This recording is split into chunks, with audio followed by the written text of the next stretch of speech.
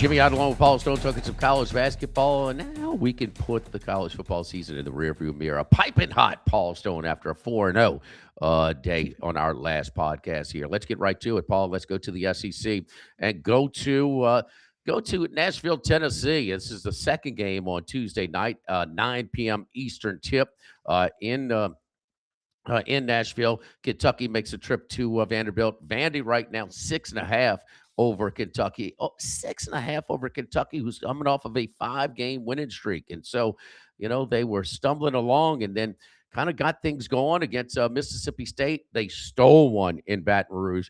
LSU up one with less than 2 seconds to go. They missed 2 free throws. Length of the core pass, had kind of a payback for the Christian Laettner and Philadelphia regional final, but they stole that one in Baton Rouge. They were down 17 against Tennessee, and Tennessee just doesn't lose big leads again at home like that, but they did that night as Kentucky wins in Thompson-Boling. They won but covered against Texas, won but covered on Saturday in that game that was moved up because of the weather against Ole Miss on Saturday. But so how good is this 5-game winning streak for Mark Pope's team, for his Wildcats coming in? I'm not so sure. I think a little bit of smoke and mirrors along the way. They lost another key player during that winning streak as well. Vanderbilt, they were one of the last handful of teams that were undefeated. They went to Austin, got bruised up, lost at home to Florida, lost in Fayetteville against Arkansas, got beat pretty good. So finally they go to the hump in Starkville, and finally are they getting back on track a little bit and kind of shaking off this 3-game win streak. Probably weren't as good as their metrics had them when they were undefeated. Probably better than this 3-game winning streak. I think that's safe to say, but I like them in this spot here. So they're always ready to play Kentucky with much weaker teams than this team that they have with the Commodores. So I'm just, 32 at State is what they won by in Starkville on Saturday. This is the late game on ESPN, the ESPN doubleheader, 9 p.m. Eastern tip on ESPN. We're going to go with the Commodores here, minus 6.5 against the Kentucky Wildcats. Just not totally all in on his 5-game winning streak with the Cats, Paul. I'll tell you, life in the SEC, that's kind of what Vanderbilt's recent run is kind of personified. They got that much-needed 88-56 victory at Mississippi State over the weekend, ended that 3-game losing skid that you talked about, and that skid started once the Commodores had ascended all the way to number 10 in the AP poll. And I think, as you also said, they were probably a little bit overranked at that point. But one thing's for certain, Vanderbilt's a tough out in the friendly confines of Memorial Gymnasium. They've compiled a 9-1 record there this season. Their only loss in Nashville coming in a nip-and-tuck affair at the hands of highly ranked Florida, 98-94. This Kentucky team, they've been hit hard by the injury bug this season. They have won, as you mentioned, 5 consecutive games, including the road wins at Tennessee and LSU. Just going to be another night in the SEC. It's going to be interesting to see how this one turns out. But I think Vanderbilt is the more talented team in this game tonight. BetRivers is giving out college basketball profit boost from 20% to 50% throughout the week for live wagers on Tuesday night's action. Same game parlays on Wednesday and regular parlays on Thursday. See the BetRivers app for more details. Let's go to the next game here and stay in the SEC and go to Auburn, Alabama. And boy, Bruce Pearl, and this was one of the worst game day atmospheres in a long, long time. And Bruce Pearl got it to where it was arguably the best, man. They really got into it. And it's funny how that kind of coincides with their first love, their football team struggling a little bit. But here comes Auburn, and not only they coming back home after a win, but one of the most impressive wins of the season. Florida had really got the defending national champions had really gotten into form. There's no doubt that the roster is outstanding. It's very impressive. But that a young coach, national championship hangover, new pieces, and a very difficult schedule, just kind of hit and miss a little bit before this little streak. But Auburn goes into Gainesville, builds a lead, gives it up, and then pulls away at the end. So one of the most impressive wins all season long anywhere, not just in the SEC. But Texas here travels to Auburn to take on the Auburn Tigers. And first-year coach Sean Miller, and he doesn't have the roster that I think he's going to ultimately have in Austin. Lost a key player due to injury, but man, they are starting to play better and better. Watch those good coaches about this time as their teams are on the improve. Paul, you're looking at the Longhorns here, plus the 5.5 against Auburn, coming off that big win in Gainesville. Yeah, I'll tell you, first of all, I'll talk about Auburn under first year head coach Stephen Pearl. Auburn dropped their first two SEC games this season, but has rebounded in grand fashion. They've now won three of their last four games to at least temporarily solidify their NCAA tournament standing.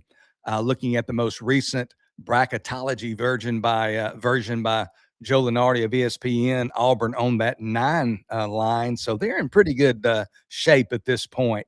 Much of their recent solid play can certainly be attributed to their 6'7" senior forward, Keyshawn Hall. He's a guy who transferred over from Central Florida. Auburn becomes his, this is not uncommon in today's college basketball, but Auburn becomes his fourth school in as many seasons. But Hall has been dynamite for the Tigers, leads the team in both scoring and rebounding, 20.3 points per game, 7.6 rebounds, also dishes out almost 3 assists a game. So a very well-rounded player. But as much as I like Auburn and the way that they're playing, I'm going to side with the Texas team that, as you kind of alluded to, they are demonstrating clear and steady progress under first-year head coach Sean Miller. In Joe Lenardi's most recent bracketology, again, Texas listed among the last 4 in. So the Longhorns, they're a team that they've been a little bit inconsistent like most college basketball teams, and they've kind of teetered back and forth, between being in the tournament and out of the tournament. And I know we're not even to February 1st yet at this point, but it's getting down to the nitty gritty. I mean, every game carries great significance, and certainly any victory in the SEC, but especially one on the road against a upper division SEC team like Auburn would be a big bolster to Texas's resume, if you will. The Longhorns, again, playing pretty good basketball right now over the last couple of weeks. They're coming off of an 87-67 victory over then 21st ranked Georgia. Actually trailed that game at the half, but they came out smoking in the second half, outscored Georgia 57-30 in the second half, shot 69% from the field. There are so many great players in the SEC this year, like most years. And Dalen Swain certainly is not going to be a first team all SEC player. I'm not, advocating for that. But Swain is kind of a guy under the radar who merits some mention. He leads the Longhorns in scoring at almost 17 points per game, grabs a little over 7 rebounds a game, 3.3 assists, 1.9 steals.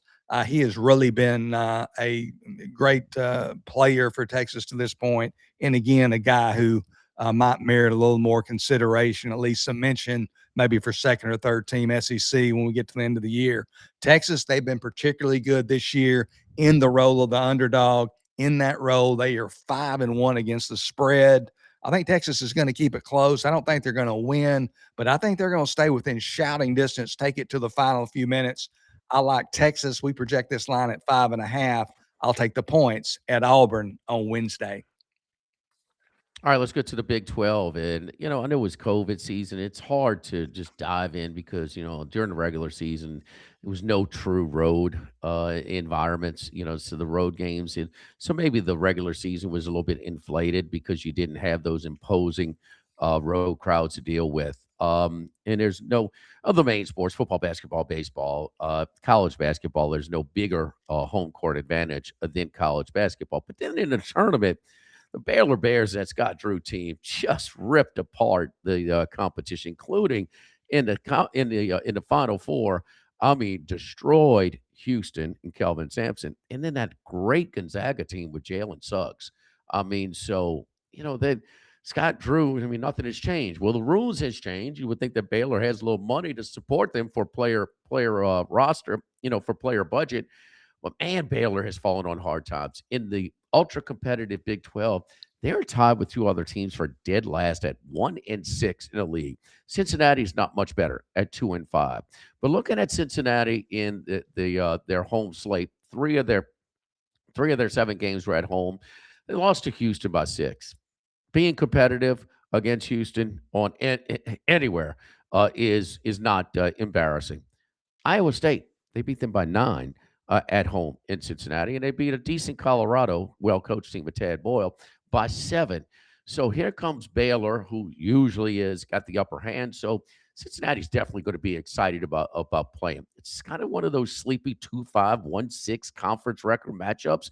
This is an early tip on FS1. That's the 6:30 Eastern tip on Wednesday evening. So I'm going to go with a light number here at home and take the Bearcats minus 2.5 at home against Baylor. Yeah, I think this line might be a little bit higher if it weren't for, Baylor's recent reputation. But we talked about it on this past Thursday's podcast. Baylor just hasn't looked like Baylor, to this point in the 2025-26 season. This is certainly not Scott Drew's finest rendition, to put it mildly. And the Bears' 2021 national championship team just 5 seasons ago seems ages ago. At this point in their season. The Bears this past weekend hosted TCU. They were laying 4 points, maybe 3.5.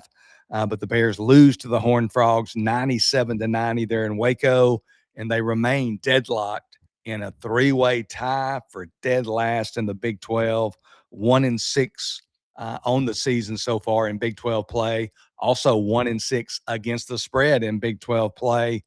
Cincinnati, they're not among Big 12 royalty this year by any stretch of the imagination, but they are very good in the friendly confines of Fifth Third Arena, which you mentioned. They're 10-2 on the season. You mentioned the victory over Iowa State that was then ranked number 2 in the nation. And you also mentioned the Houston game. They lost to the Cougars 67-60, but in that game, 3 minutes into the second half, Cincinnati was up 10. So Cincinnati had a double-digit lead in the second half against Houston. Just gives you an idea of how good they are on their home floor. And I like your pick here. I think Cincinnati is going to beat Baylor by more than 2.5 points. I could see them even winning by double digits. So I think Cincinnati's a solid choice on this week's card. All right, let's move on to the American Conference, Paul. And you're looking at a total here on Wednesday night. It's North Texas and Tulsa. And boy, how many coaches have come through the Tulsa program, whether it's Richardson or, oh gosh, Bill Self or Tubby Smith. I mean, we could go on and on. Eric Conkle came over a few years ago from Ruston, Louisiana, Louisiana Tech, and now he's over in in Tulsa, taking on the Golden Hurricane. They're favored by 10.5 over the Mean Green of North Texas, but you're looking at the total here at 143.5, an American bout on Wednesday night. Yeah, I'll start out by, you talked about some of Tulsa's great lineage of head coaches through the years, and Tulsa's improved this year. They've had some, fairly lean years in recent times, but they are a better basketball team, certainly going to finish in the upper division of the American Conference, it looks like.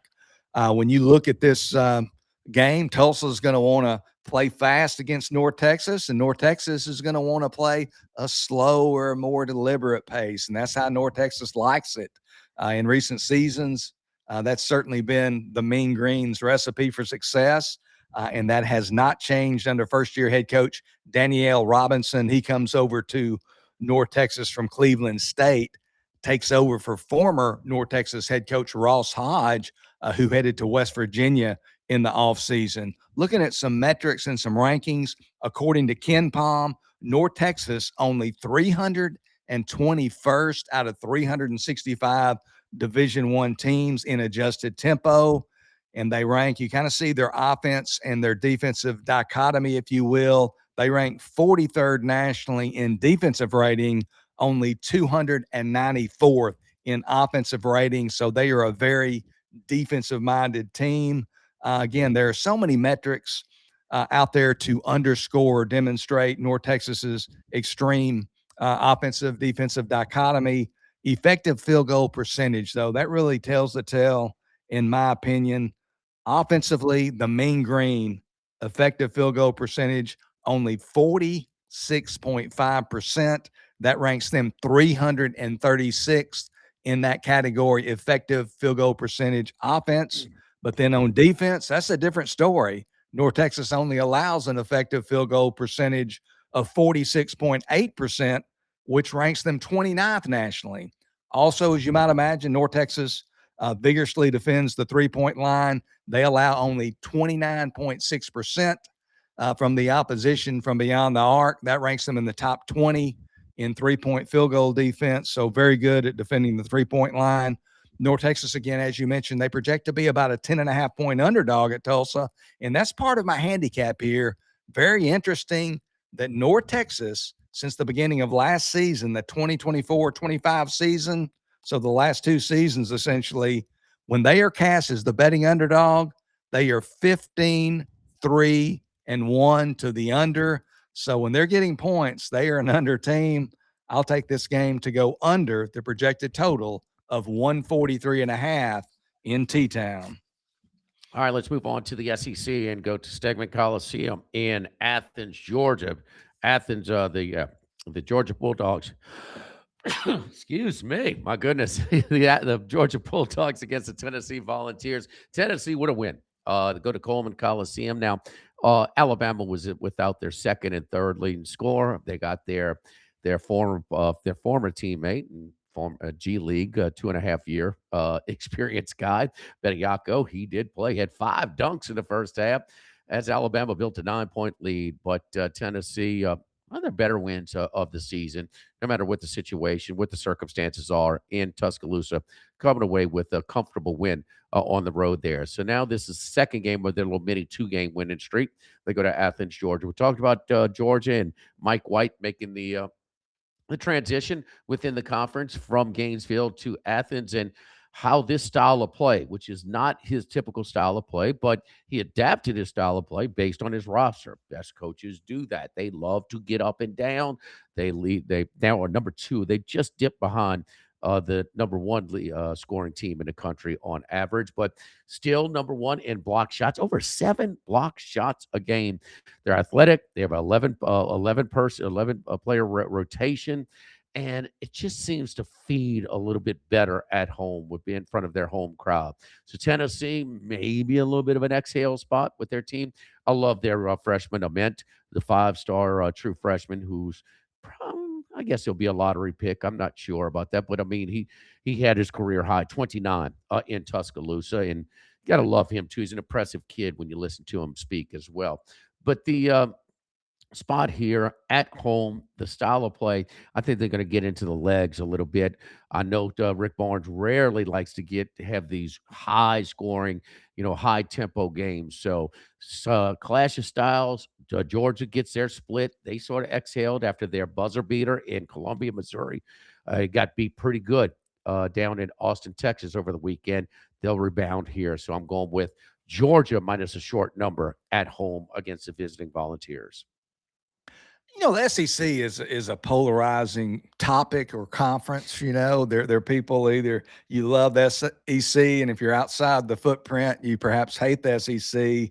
But there's nothing more SEC like than a judge, and I'm not, I don't want to make an editorial comment, but a judge who's not only an Alabama fan, but it becomes known later that he's a booster who makes monetary contributions to the program. He rules on a temporary restraining order involving a former Alabama player who's played professional G League basketball. He has since recused himself from the case, so we'll see if that issue is revisited. But you just got to love today's climate in college athletics.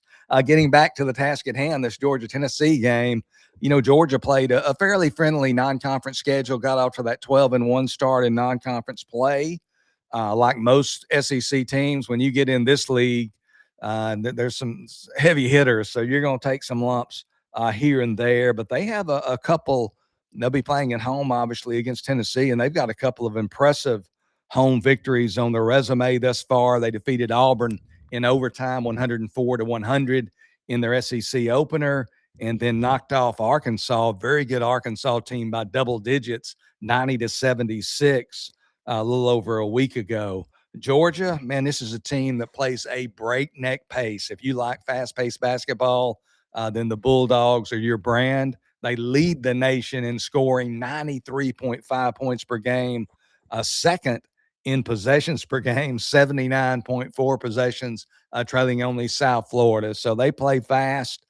They are coming off that 20-point loss at Texas, which we talked about earlier. Tennessee, meanwhile, coming off the 6-point road victory there at Alabama. Earlier this year, Tennessee defeated Houston by 3 there in Vegas around Thanksgiving. So that's been some time back, but it's going to be an interesting game. I mean, you've got a Tennessee team that under Rick Barnes, year in and year out, they're a contender to make the Sweet 16 and even beyond. And this Georgia team, kind of an up and comer in the SEC. But I'm looking forward to watching this one with great anticipation. Going to be a great showdown in the SEC. Just a little note on to a couple of coaches and their styles of play because it's all about the coaches in college basketball and their style of play and Izzo's teams getting better and you know but the one thing, and you talk to any Tennessee players under Rick Barnes, just admit you're going to play. You're going to play defense for Coach Barnes. They're not quite as good on that defensive end, so kind of they're trying to get over a hump. Keep in mind, they've never gotten to a Final Four at Tennessee. Bruce Pearl got them to a regional final. Barnes has got them to a regional final. They have never been to a Final Four. Even the old Ernie and Bernie days, Ernie Grunfeld and Bernard King back in the day. But so they are more explosive offensively. Last couple of teams would go in those scoring droughts and hurt them, minus a Dalton Connect of 1 year where they had him. And the same thing down in Houston. I just don't see that suffocating defense for Kelvin Sampson's team. He had a freshman go for 40 points on the road in Lubbock. I mean, that doesn't happen. So they're more explosive. So they're trying to find their balance, to try to get them over that. Of course, Sampson, they pulled one out the hat, stole one in the Final Four against Duke, and then gave one away. That first national championship for Kelvin Sampson. He's been so close for so many years. So kind of two teams I've kind of been interested to watch this year as they try and recapture some of that really strong defensive prowess, but also while maintaining some of their newfound explosiveness on the offensive end. Let's go to our last pick on the card this week. It's one that you're looking at, Paul, and let's go to, well, I got to tell you one, at least, the late card on Saturday. Hawaii football is usually the get out game, but hey, when you need one to close out a four-teamer or get them, Hawaii handle business just like they usually do on the island. One that spread was around 10 or so, maybe 9.5, 10.5 on Saturday night. They cruised to an easy victory. Now they have to come to the mainland to take on UC Irvine. So used to be an old take Hawaii at home, go against them on the road. I know there's inflated numbers on both sides, but here they go to Irvine in Southern California, Paul, take on the Anteaters, and we're looking at right around a pick 'em, maybe Hawaii, a slight favorite here, 1.5 or so. But you like this one as your final pick this week. Yeah, Wednesday's matchup in Irvine, California, a battle for Big West supremacy as Hawaii and Cal Irvine enter with 7-2 records, identical 7-2 records. They're actually playing for the second time this season, at least partially due to its desirable tropical location. Hawaii doesn't often stray too far from the islands during non-conference play. In fact, this year, they opened the season at Oregon way back on November 4th, lost that game 60-59, but there 11 other non-conference contests, all played on the islands. So they played a lot of home basketball games during non-conference. They lost that aforementioned season opener at home to Oregon 60-59, as I mentioned. And then their other 4 road games to this point, all in the Big West. They lost by double digits at both Cal San Diego and Cal Santa Barbara, and they won decisively on the road at second division Big West League teams, Cal Riverside and Cal Poly. Again, this matchup represents the second meeting of the season between the schools. The first one was a barn burner. Hawaii won that game 67 to 66 on a 10-foot pull-up jumper by Hunter Erickson at the buzzer. So a very competitive game a couple of weeks ago, back on January 10th. A couple of reasons that I like Cal Irvine in this spot. First of all, they played a slightly tougher non-conference schedule. So I think they're a little more battle-tested, a little more ready for the moment. And they're playing a team that is similar in talent to them, a team that they lost to, that they could have defeated on the road. So they're playing with a little revenge, get them at home this time. And I like the fact in that first meeting, although they lost by a point, Cal Irvine, they won the battle of the boards by a 44-36 margin. Cal Irvine actually had 18 offensive rebounds in that game compared to 13 for Hawaii. And Hawaii is a good rebounding team, but I like the fact that I think Cal Irvine has an opportunity to win the rebounding margin again this time around, which is very significant in a game's outcome, especially a game that projects to be tight. This line, we project the line, Hawaii being favored by 1.5 points. I think Cal Irvine could take some money, though. It could actually even the point spread cross over 0. So Cal Irvine could potentially go off as the favorite. We're always projecting these lines to the best of our ability, but I'll take Cal Irvine rather up to -2 over Hawaii. Hope to get a point or a 1.5, but I'll take Cal Irvine -2 over Hawaii. I think they're going to beat the Rainbow Warriors and even the season series at 1. It's usually Hawaii at home that's the get out spot for the Rainbow Warriors, but they're on the road in Irvine. That is an 11 p.m. Eastern tip on Thursday. That's an hour later than any other game that will be on that schedule. So Paul Stone trying to give us something on that Thursday card that lacks a lot of the Power Five competition. So Hawaii and UC Irvine both sitting atop the conference standings at 7-2. So that one in Irvine. All right, let's keep it going. We'll be back on Thursday to preview with the Saturday's action in college basketball. For Paul Stone, I'm Jimmy Ott. We'll see you then on the College Sports Rush YouTube channel, brought to you by our friends at Bet Rivers.